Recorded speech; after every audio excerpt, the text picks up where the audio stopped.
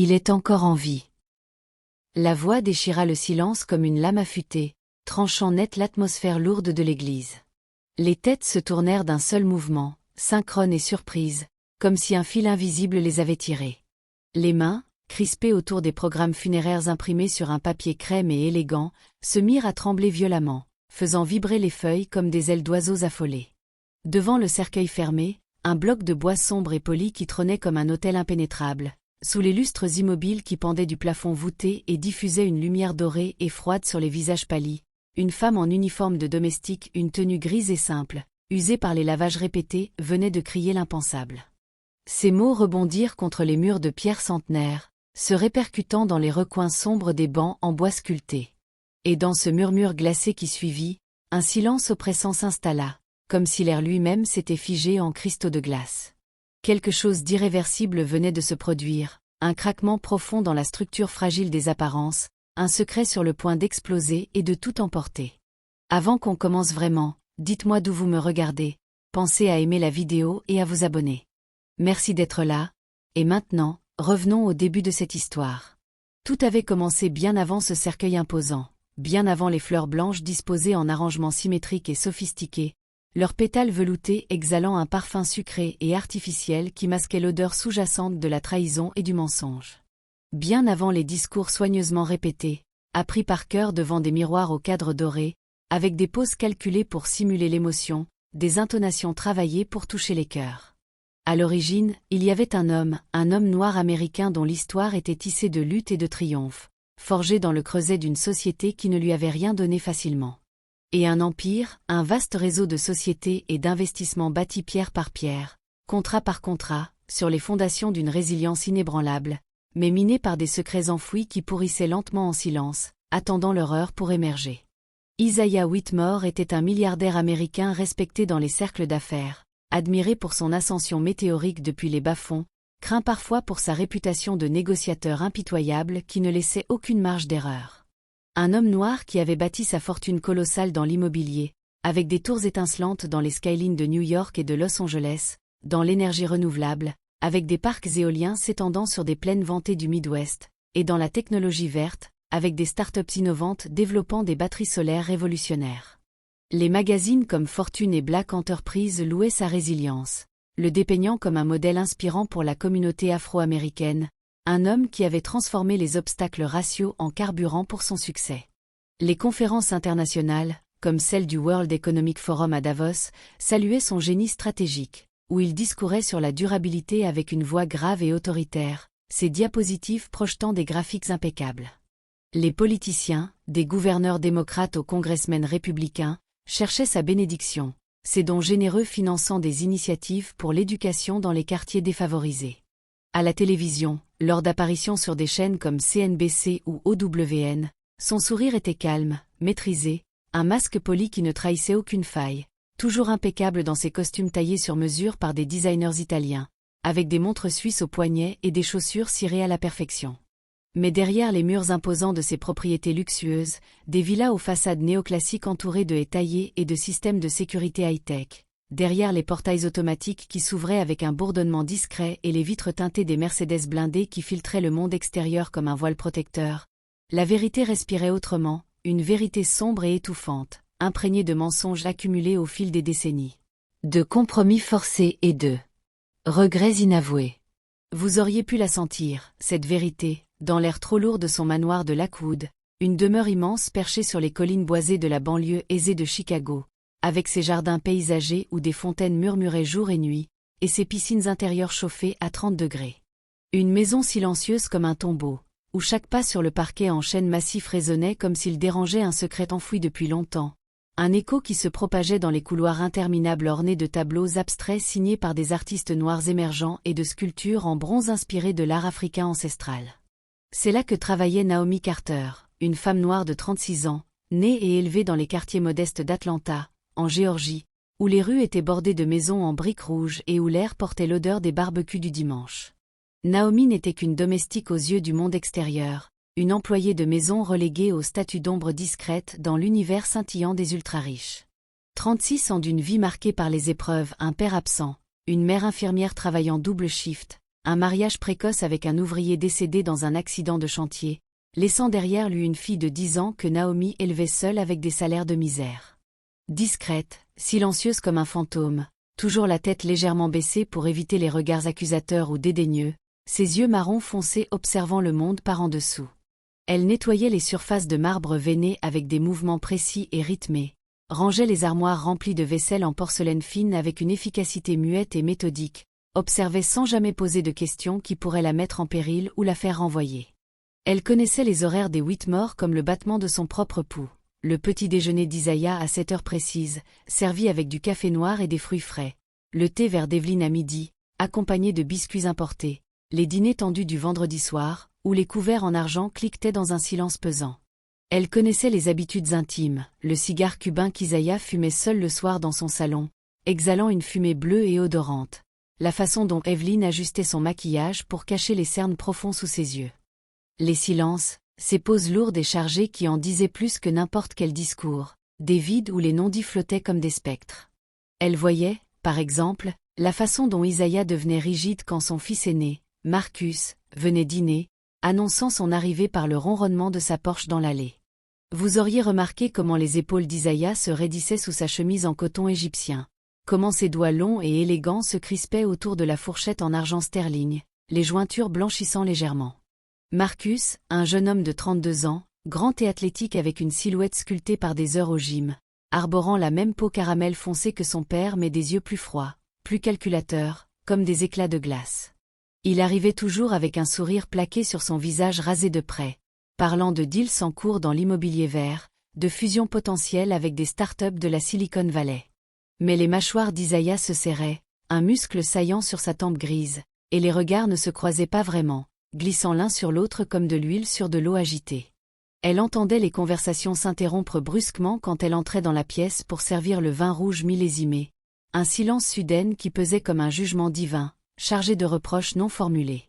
Elle voyait aussi Evelyn Whitmore, l'épouse officielle, une femme noire élégante de 55 ans, issue d'une famille de la haute bourgeoisie noire de Washington D.C., où les apparences et les connexions étaient tout. Froide en surface, toujours impeccable dans ses tailleurs Chanel aux coupes parfaites et ses colliers de perles naturelles, elle souriait devant les caméras lors des galas de charité, son bras accroché à celui d'Isaiah avec une grâce pratiquée et photogénique. Mais dans l'intimité des couloirs sombres du manoir, éclairés par des appliques murales tamisées, elle s'effondrait comme une marionnette dont on coupe les fils.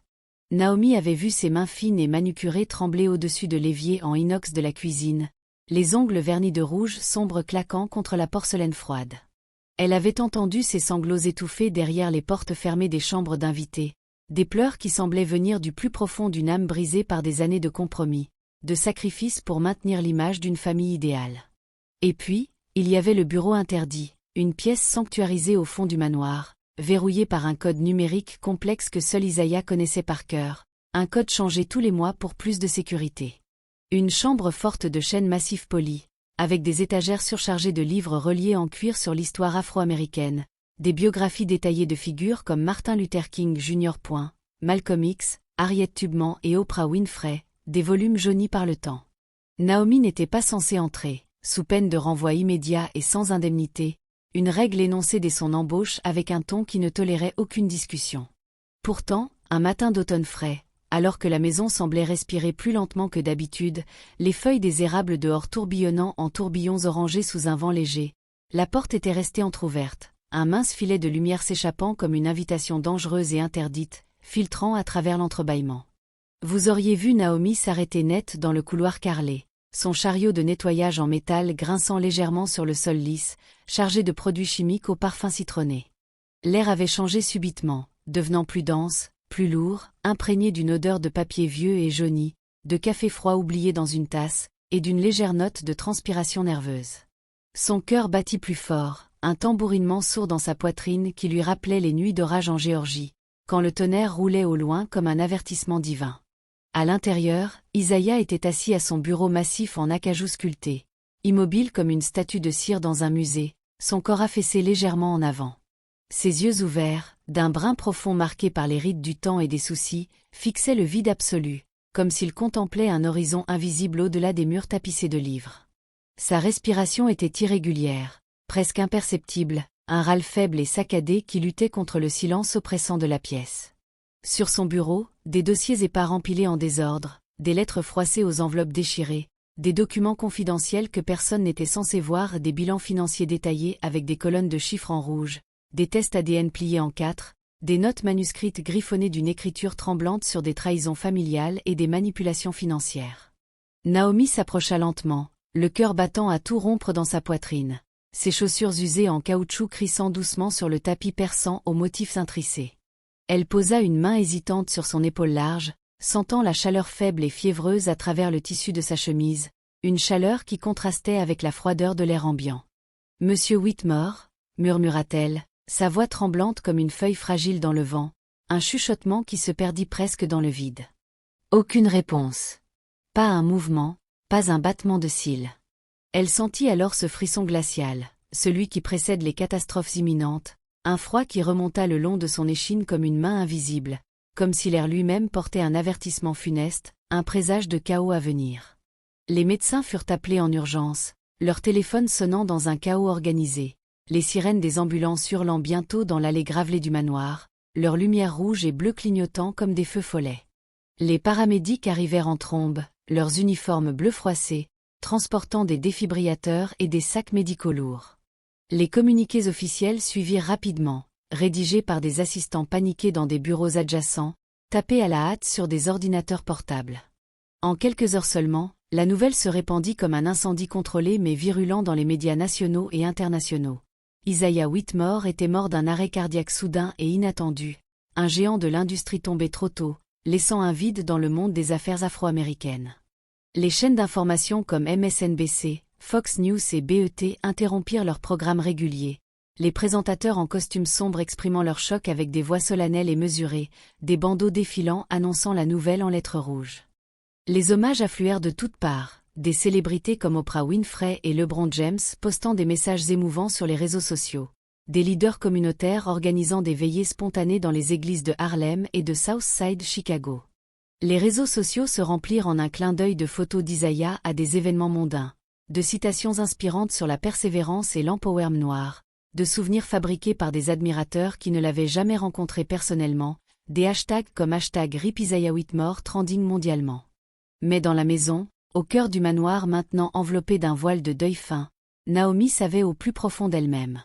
Elle savait que quelque chose n'allait pas, un instinct viscéral forgé par des années d'observation silencieuse dans des foyers similaires, où les apparences masquaient des abysses. Elle avait vu, juste avant l'arrivée des secours bruyants, un léger mouvement de sa poitrine large, un souffle trop faible et subtil pour être remarqué par des yeux pressés et professionnels, distraits par les protocoles médicaux. Elle avait voulu parler, ouvrir la bouche pour alerter les paramédics, pour crier que ce n'était pas fini. On l'avait fait taire d'un geste autoritaire et impatient. « Reculez, madame. Laissez-les travailler, on s'en occupe », avait aboyé un paramédic jeune et stressé, son regard la reléguant instantanément à son rôle d'invisible, de subalterne. Et elle avait obéi. Comme toujours, la tête baissée, les lèvres serrées en une ligne fine, reculant dans l'ombre du couloir.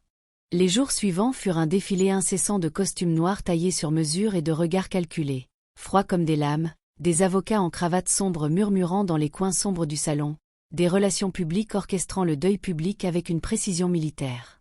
Marcus prit le contrôle des affaires presque immédiatement, s'installant dans le bureau d'Isaiah avec une rapidité qui frôlait l'indécence, signant des documents avec une plume main blank. Sa posture était droite, rigide comme un soldat au garde à vous, son sourire crispé lors des interviews télévisées, parlant de continuité de l'héritage, d'héritage familial sacré, de responsabilité envers la communauté noire que son père avait tant défendue et élevée. Mais quand il pensait être seul, dans les moments volés entre deux réunions, son visage se transformait radicalement. Vous auriez vu la sueur perler à ses tempes rasées, des gouttes brillantes et salées sous la lumière tamisée des lampes de bureau, ses doigts manucurés qui tapotaient nerveusement sur les tables en marbre veines d'or et de blanc, un rythme irrégulier comme un code morse de culpabilité et d'anxiété refoulée. La peur déguisée en assurance inébranlable, ses yeux dartant vers les portes fermées comme s'il s'attendait à voir un fantôme surgir, ou pire, une vérité enfouie.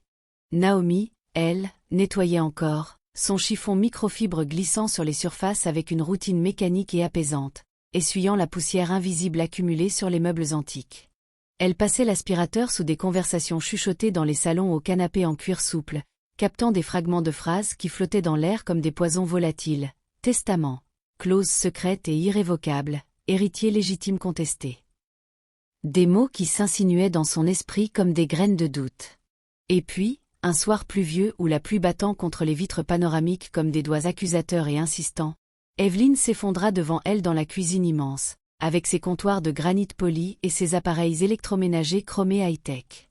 Assise sur le sol froid en carrelage italien, en robe de soie froissée qui collait à sa peau moite, la voix brisée par des sanglots retenus et étouffés, Evelyne murmura d'une voix rauque. Il ne devait pas mourir maintenant.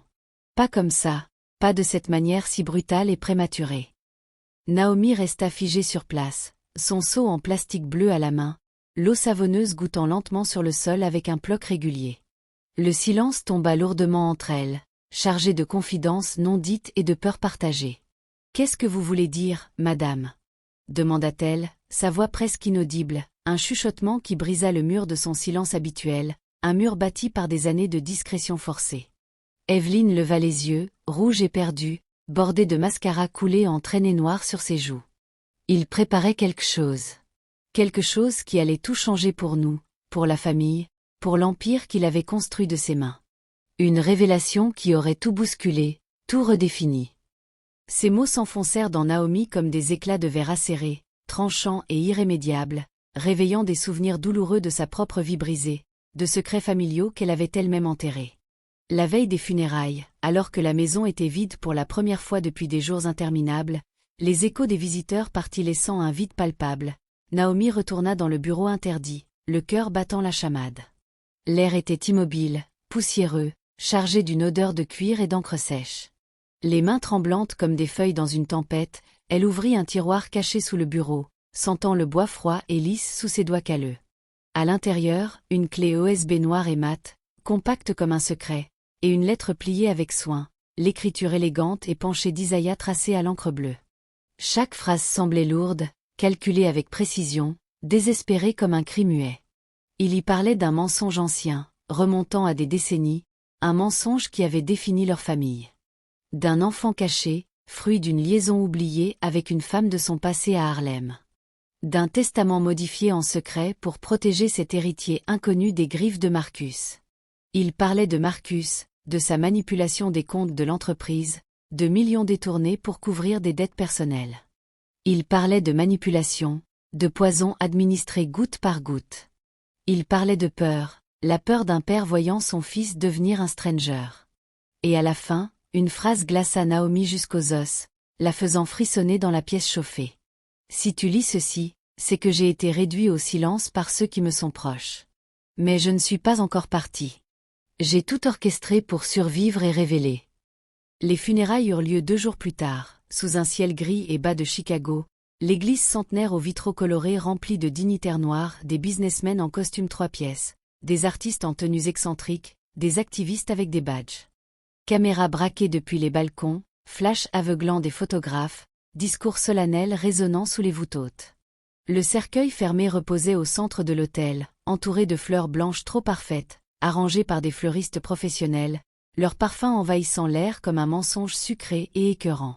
Marcus s'avança pour parler au pupitre en bois sculpté, sa voix stable, presque émouvante, entraînée par des coachs vocaux. Mon père était un géant parmi les hommes. Un homme de vision qui a élevé la communauté noire à de nouveaux sommets. Nous honorerons sa mémoire en poursuivant son œuvre, en bâtissant sur les fondations qu'il a posées avec tant de sacrifices. Vous auriez vu Naomi, au fond de la salle sur un banc dur et inconfortable, son uniforme froissé par la tension. Vous auriez vu ses mains serrer la clé USB dans sa poche de poitrine, le plastique chaud contre sa peau moite. Vous auriez senti son souffle devenir court, superficiel, comme si l'air manquait dans la nef bondée. Quand le prêtre, un homme noir âgé avec une voix profonde et résonnante comme un orgue, annonça le dernier hommage avec une prière solennelle, quelque chose céda en elle, un barrage intérieur se rompant avec violence. Elle se leva d'un bond, le bruit de sa chaise en bois grattant le sol résonnant comme un coup de tonnerre dans le silence révérentiel de l'assemblée. Les regards se tournèrent vers elle, surpris, inquisiteurs, certains méprisants. Les murmures commencèrent, des vagues de chuchotements se propageant comme une onde dans l'eau. Et alors, cette phrase sortit, plus forte qu'elle ne l'avait imaginé, un cri du cœur primal. Il est encore en vie. Le silence qui suivit fut absolu, épais comme du velours noir et lourd. Terrifiant, comme si le monde avait arrêté de tourner, suspendu dans l'attente. Marcus devint livide, son visage caramel pâlissant à vue d'œil, une veine battant follement à son cou exposé. Evelyn porta une main manucurée à sa bouche élégante, étouffant un gasp horrifié, ses yeux s'écarquillant de choc et de reconnaissance. Les invités se figèrent sur leur siège, leur corps rigidifié, comme si l'air avait disparu soudainement, remplacé par une tension électrique palpable qui crépitait dans l'air. « Qu'est-ce que cette femme raconte ? Elle est devenue folle ?» murmura quelqu'un dans la foule, une voix anonyme et incrédule brisant le vide oppressant. Naomi avança dans l'allée centrale, chaque pas lui coûtant un effort herculéen, ses jambes lourdes comme du plomb fondu, ses chaussures claquant sur le sol en marbre poli. Il respire. Ou du moins, il respirait quand ils l'ont emmené. Et ce cercueil ne contient pas toute la vérité. Il y a des mensonges, des poisons, des secrets que vous tous ignorez, des trahisons au sein même de cette famille. Marcus explosa, sa voix craquant comme du verre brisé sous la pression. Faites-la sortir d'ici immédiatement. Elle est folle, hystérique. Sécurité, escortez-la dehors. Mais avant que quiconque ne puisse la toucher, ses mains tremblantes et moites, Naomi sortit la clé USB de sa poche et la tendit au premier journaliste au premier rang, un homme noir de CNN avec un micro en main et un badge presse autour du cou. Regardez ceci. Écoutez-le attentivement. Il a tout prévu, tout enregistré pour ce moment. Les écrans géants de l'église, destinés aux hymnes et aux présentations, s'allumèrent soudain, piratés par un assistant technique complice caché dans la régie. La voix d'Isaiah remplit l'église, fatiguée par la maladie, tremblante de faiblesse, mais vivante, indéniablement vivante, enregistrée dans le secret de sa cachette sécurisée. Il parlait de Marcus avec une tristesse infinie, de ses falsifications des comptes pour couvrir des dettes de jeu et des investissements ratés, de millions détournés de fonds destinés à des charities pour la communauté noire. De falsification de documents légaux. D'un poison lent et insidieux, un composé chimique rare administré sur plusieurs mois dans sa nourriture quotidienne, causant des symptômes mimant parfaitement un arrêt cardiaque naturel. Il parlait d'un plan méticuleux pour simuler sa mort afin d'exposer la vérité au grand jour, avec l'aide d'un médecin fidèle de ses années de lutte dans les rues. La panique éclata comme une bombe en pleine assemblée. Les cris fusèrent, aigus et désordonnés, des voix se chevauchant en un cacophonie chaotique. Les téléphones portables levés en l'air, filmant le chaos avec des mains tremblantes. Les corps qui reculaient en masse, se bousculant dans les allées étroites, renversant des chaises. Marcus tenta de fuir par une porte latérale, ses jambes flageolantes le portant à peine, poussant des invités paniqués sur son passage. Mais les agents de sécurité privée, loyaux à Isaiah depuis des années, l'encerclèrent rapidement, leurs mains fermes et inébranlables sur ses épaules tremblantes, le plaquant contre un pilier. Et alors, dans un chaos presque irréel qui semblait tiré d'un film dramatique, le prêtre, stupéfait et les yeux écarquillés, ordonna d'ouvrir le cercueil avec une voix chevrotante. Le bois craqua bruyamment sous les mains des porteurs, le couvercle se souleva lentement, révélant l'intérieur capitonné de soie blanche. À l'intérieur, pas de corps étendus. Seulement un système médical discret, un moniteur cardiaque éteint avec des fils débranchés, des tubes vides pour intraveineuses. Et un espace vide, béant comme une accusation muette, un vide qui hurlait la vérité. Isaiah Whitmore n'était pas mort. Il s'était caché pour survivre, dans une clinique privée isolée à l'extérieur de la ville, attendant ce moment précis pour ressurgir des ombres. Les jours suivants furent une tempête médiatique sans précédent, un ouragan de révélations qui balaya les unes des journaux et les timelines des réseaux sociaux. Arrestations immédiates et spectaculaires. Marcus menotté devant les caméras affamées, son visage défait et hagard diffusé en boucle sur toutes les chaînes. Procès accéléré avec des audiences bondées, des preuves accablantes présentées par des procureurs zélés, analyses toxicologiques positives, transferts bancaires illicites tracés par des experts en forensique financier. Révélation publique sur l'enfant caché, une fille nommée Esha vivant modestement à Détroit, maintenant reconnue comme héritière légitime après des tests ADN irréfutables. L'image parfaite de la famille Whitmore, symbole éclatant de succès noir américain, s'effondra sous le poids écrasant de la vérité, comme un château de cartes fragile sous un vent violent et impitoyable. Isaiah réapparut plus tard, affaibli par les mois de traitement mais vivant, sortant d'une voiture blindée sous une pluie de flashs aveuglants, soutenu par des gardes du corps. Il témoigna au tribunal avec une voix faible mais ferme, décrivant les mois de souffrance silencieuse, les nausées, les faiblesses. Il pleura en public pour la première fois de sa vie, lors d'une conférence de presse émouvante, des larmes coulant librement sur ses joues ridées et marquées, avouant ses propres erreurs comme père absent, comme mari distant. Et Naomi Carter ne fut plus jamais appelée « la domestique » par quiconque. Isaiah la fit venir lors de la conférence finale, la présentant comme une héroïne nationale sur une scène illuminée. Cette femme a sauvé ma vie avec son courage. Elle a porté la vérité quand tout le monde voulait la faire taire, quand la société voulait l'ignorer. Sans des personnes comme elle, les invisibles de notre communauté, nous serions perdus. Il lui confia la direction de la fondation qu'il créa ensuite, dédiée aux employés invisibles, aux travailleurs noirs et minoritaires qui voient tout mais que personne n'écoute, finançant des programmes de formation, d'aide légale, de bourses pour l'éducation. Vous auriez vu Naomi, droite et digne sur la scène, les yeux humides de larmes retenues mais la voix ferme et résonnante, prononçant son premier discours public avec une assurance nouvelle. J'ai crié parce que le silence tue lentement. Et pour tous ceux qui observent dans l'ombre, sachez que votre voix compte, qu'elle peut changer le monde. Le cercle était bouclé, une boucle parfaite de justice et de rédemption. Le cri du début n'était pas une folie passagère. C'était un acte de courage pur, un écho puissant des luttes ancestrales des Noirs américains contre l'oppression, le silence imposé et les injustices cachées.